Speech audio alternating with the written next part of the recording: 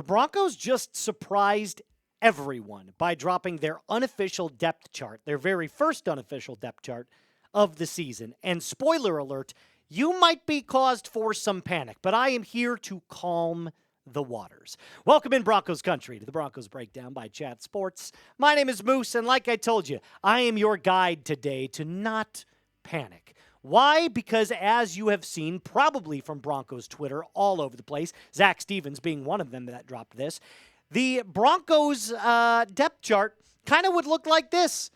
J.K. Dobbins as your RB1, Jaleel McLaughlin, Audric Estime, Bidet, Blake Watson, and then, R.J. Harvey at RB6. Do they know something we don't? Relax. Breathe in and breathe out. So let's not panic. All the rookies are listed last. Sean Payton does this every single year.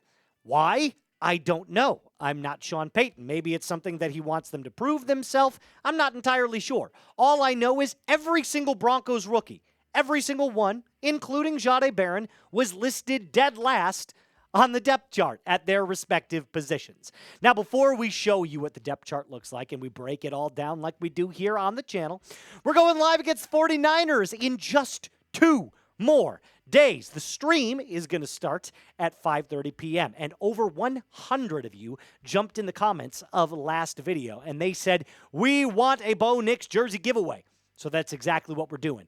On Saturday at 5:30 p.m., we're giving away a Bo Nix jersey. So pull up Broncos country. Join the Broncos Breakdown family today and hit subscribe if you want all of this encompassed in one live stream. Okay, here is the depth chart, the unofficial depth chart, I should let you know. And that's what I like to say, the unofficial depth chart, because this is definitely going to change, right? I think we can all agree that seeing all of the rookies, especially the likes of Jahdae Barron and R.J. Harvey at the very bottom of their respective positions, means that this is fluid. It is an early Broncos depth chart. So, I want to go over the major takeaways. What are the major takeaways from this early depth chart that we've seen?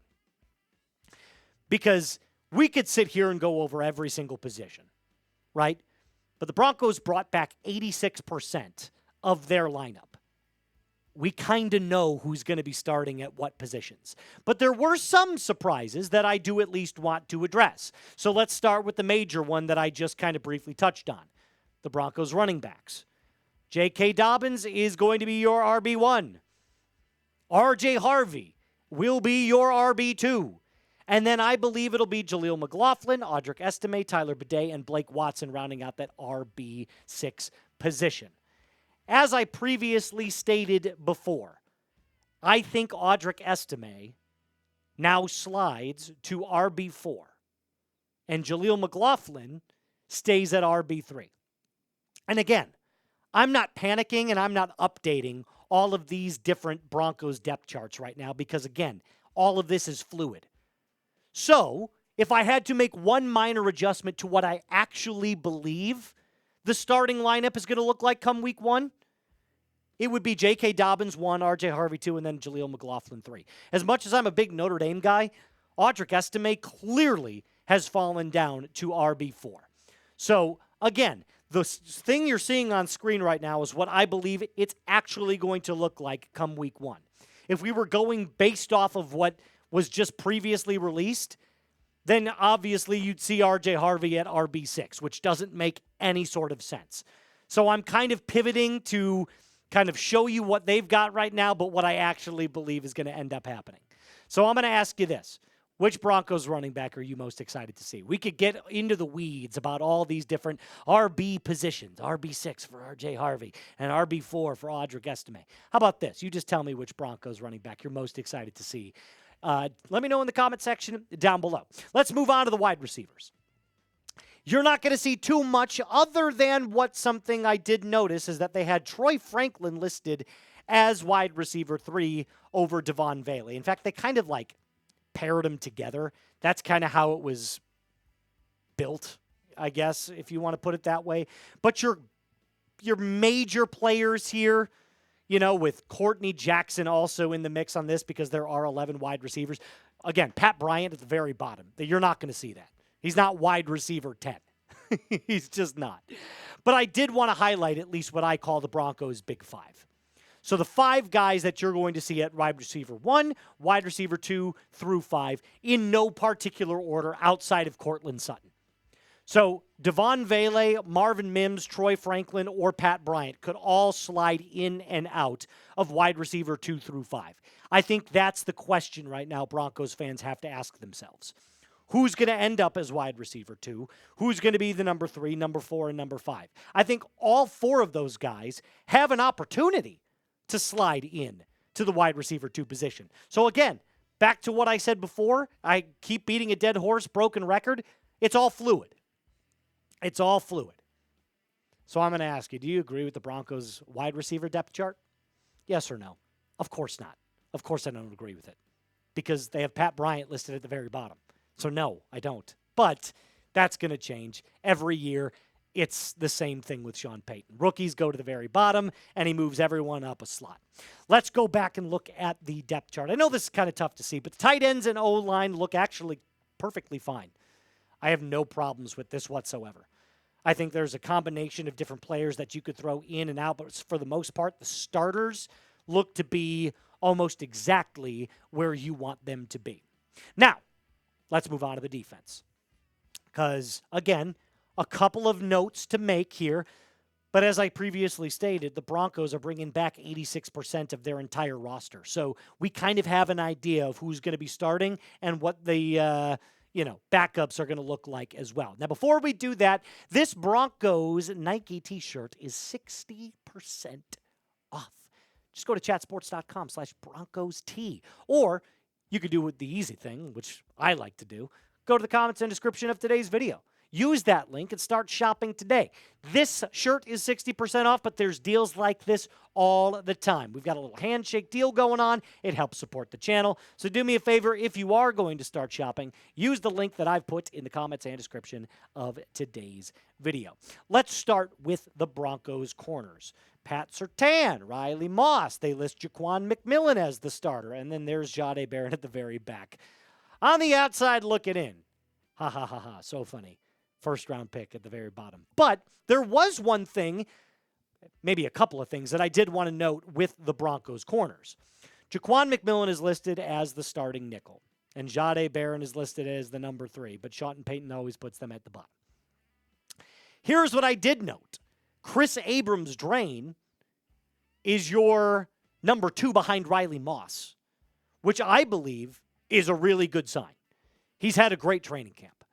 So having him outside of a Riley Moss, for whatever reason, if Jahdae is excelling at the nickel and Riley needs a break or has having a bad game and you bring in Kris Abrams-Draine, it's clear from this training camp he can hold his own, which I love to see. So having him as that second corner right now behind Riley is going to be great.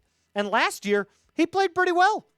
He played very well. 9 tackles, an interception, 2 pass breakups. So for what he is, which is a clear backup, as someone who can come in and play in a pinch if needed to, but hold his ground, is something that the Broncos definitely need. So shout out to Kris Abrams-Draine for having a great training camp. But he is now your number 2 behind Riley Moss. I also want to now go to the linebackers. Lavelle Bailey. Ha, ha, ha, ha. Somebody that I've been praising on this channel. He is listed as the Broncos' backup alongside Justin Strnad. So, Dre Greenlaw, Alex Singleton, clear starters. But then Justin Strnad and Lavelle Bailey could be your backups. And clearly, they're above Drew Sanders, who right now isn't even healthy. Won't even be ready for week 1. So this is the opportunity now for Lavelle Bailey, in my opinion, to really show his worth. To show that he can be a rotational linebacker.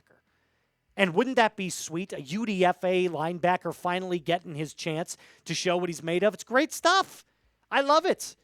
He has an opportunity now to be what everyone else thought Drew Sanders would be last year before the injury, before the torn Achilles. So Lavelle Bailey now can go into this preseason and he can take a stab at not only showing what he's got, but if he does well, Sean Payton, Vance Joseph bring him into the locker room and they say, hey, listen, if Alex Singleton needs a break or he gets injured again, next man up. And that could be you. That will be you. So I'm really excited to see what Lavelle Bailey's got. Going to be one of my players to definitely watch on defense during this preseason. And speaking of, he's my player to watch on defense, but which defensive player are you most looking forward to seeing? Let me know in the comment section down below. And if you got a player, let's say it's one of the rookies like Q Robinson, Savion Jones, or Jahdae Barron, that's fine, but let me know in the comment section one more time. Before we end today's episode, I do want to mention the safeties very briefly. PJ Locke locked up that, no pun intended, locked up that safety 3 position, but then, look at that, Devin Key taking that safety 4 position behind Brandon Jones. And then I thought it was also kind of weird that Sam Franklin Jr. finds himself at the very back end of this, same with Delaren Turner-Yell.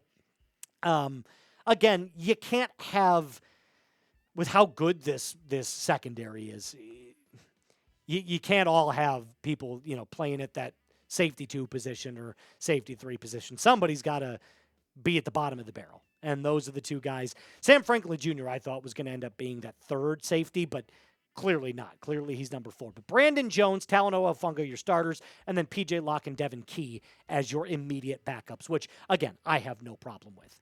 Before we end today's episode, if you liked all the stuff you saw from Zach Stevens, you're going to love what I put over on X and Instagram. And I made it super simple for you. I put the same handle for both of those accounts for you in the comments and description of today's video. So go click on it. Give me a follow if you want more Broncos content coming your way for free. That's going to do it for us on today's episode. A reminder to subscribe to the channel if you haven't already. Like the video. 2 days away from our live watch party. I can't wait for it. Always, Mile High Salute. Be cool.